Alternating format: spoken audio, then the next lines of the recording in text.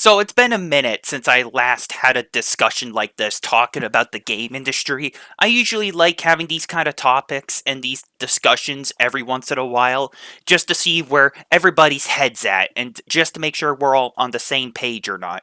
So I figure now is a good time to catch up and see where everybody is at.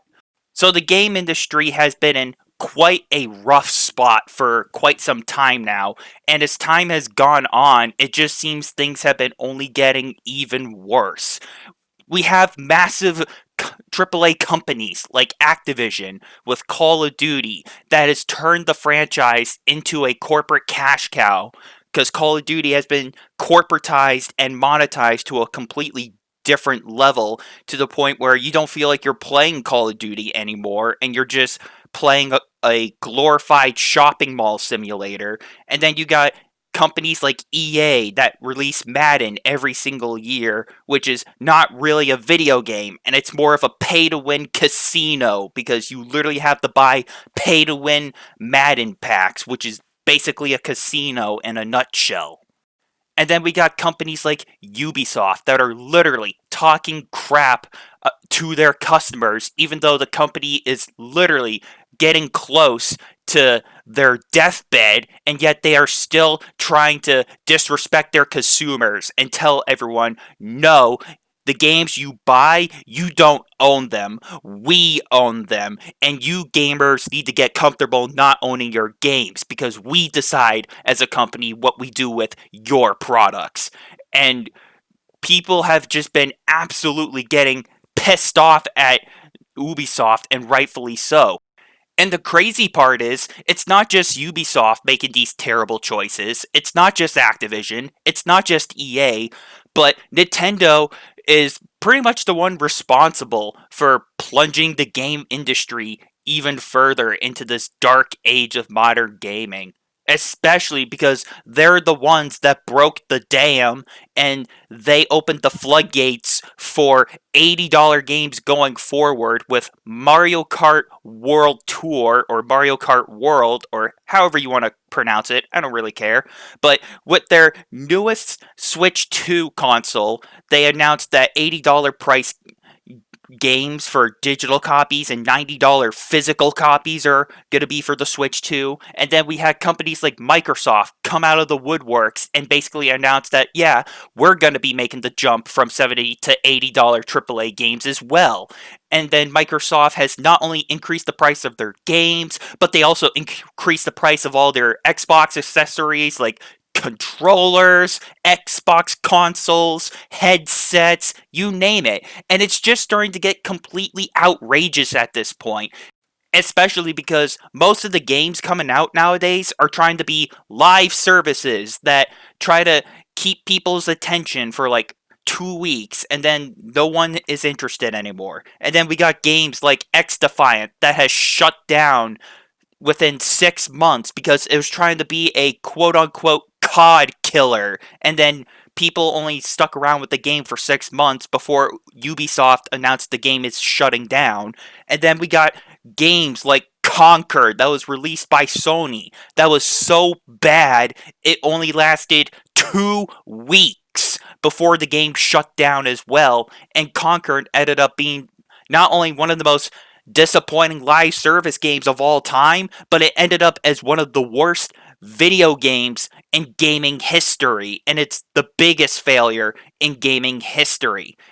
And it just seems like Sony has not learned their lesson. As a matter of fact, there have been reports online surrounding Bungie and Sony surrounding this marathon game where there's a lot of controversy surrounding it, and people are already calling it the next Conquer. They're calling it Conquer 2 because we all know how this is going to end up.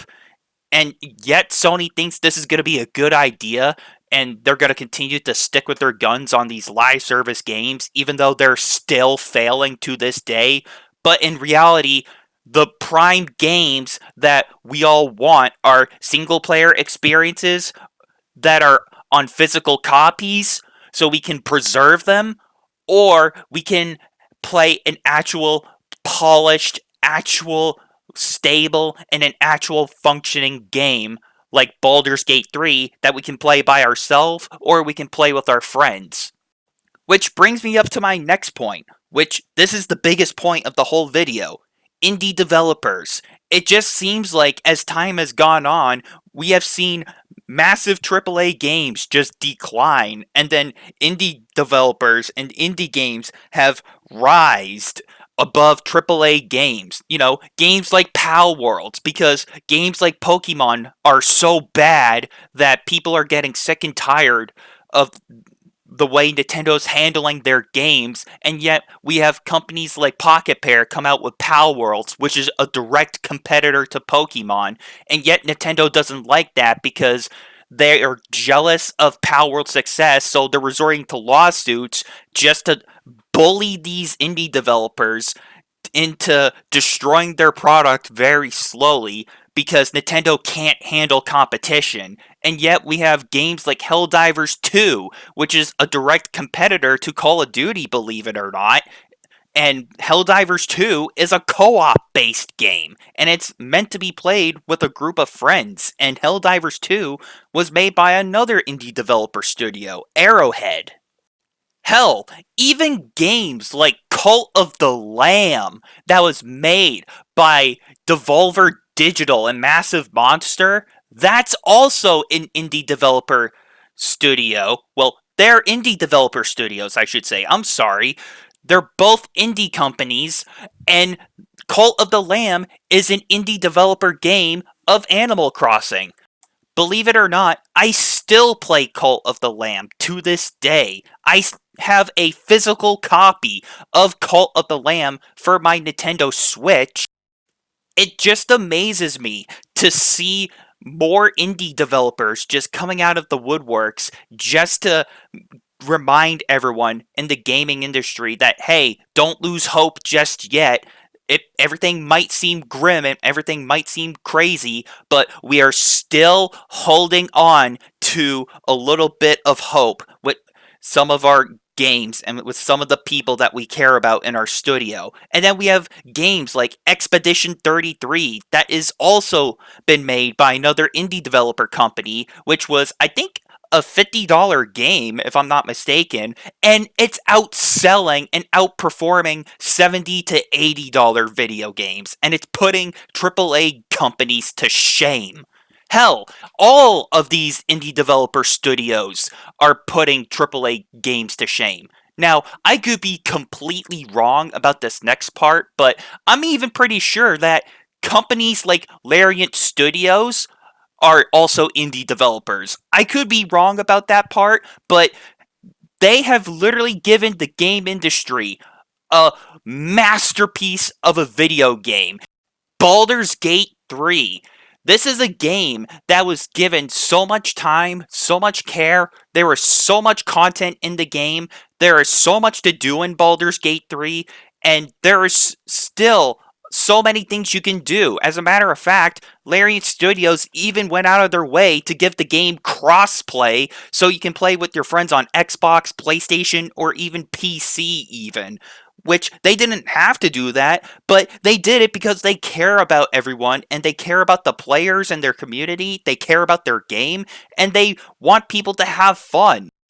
But yet we look at these AAA companies like Activision and EA and Ubisoft, they're basically telling their consumers in a nutshell to go fuck themselves with $70 to $80 games and pay to win microtransactions, and they're basically telling people, hey, eat our pig slop, enjoy the pig slop, why aren't you buying our pig slop games? Why aren't you buying the pig slop microtransactions? Why are you not buying our AI pig slop? Buy our pig slop, piggies! That's basically what these massive corporations are telling their customers in a nutshell. Don't worry about our quality of the product. Just consume. Keep consuming the pig slop. It will get better if you keep consuming the pig slop. I think that anybody with a brain can clearly see that the way that these companies have been treating their customers and their players for so long, I think it's only fair that we as players and consumers of products tell these companies, you know what? You've been treating us with so much disrespect. Go fuck yourselves. We're going to be continuing to support your competitors, and we're going to give you a bigger nightmare to worry about, but we're going to be going to support these indie developer studios that actually care about people, and they care about their products, and they care about the games industry. And guess what? We're going to be supporting these indie developers because these indie companies actually give a shit, and they actually want to try to deliver a promising product, and they actually want to try to make a name for themselves within the gaming industry, and they actually want to try to give people a good product, and they want people to enjoy them. As a matter of fact, do you all know games like Castle Crashers from like way back in the day? You'll remember that legendary gem of an indie developer game? Yeah, I still play Castle Crashers to this day. I still play that classic masterpiece of a game to this day. Because indie games like Castle Crashers, Cult of the Lamb, Pal Worlds, Helldivers, even indie developer games like Wargroove even are still being loved, and they are still being respected by these companies, and they are still, in a way, they're being preserved to this day. As a matter of fact, speaking of Wargroove, I do have a physical copy of it for my on my shelf for my Nintendo Switch. It's a really fun game. But the point is, these indie developer companies are being treated with so much respect right now, and as the current state of the gaming industry, where these AAA companies are falling from grace, it's up to the indie developers to be the knight in shining armor, and it's up to them to be the one that delivers the killing blow and save the gaming industry and destroy these AAA companies' reputations, because in a nutshell, indie developers are our only saving grace right now within the game industry. And if they don't like that, if these corporations don't like seeing these indie developers being the one making the hits in gaming, and companies like Activision, EA, Nintendo, Sony, and Microsoft and Ubisoft, they don't like seeing these indie developer games outshine them, then they can go cry about it for all I care. So, with this being said, thank you everyone for watching and for listening. And until next time, I'm talking about how indie developers are the last hope within the game industry. And I'll see you all later.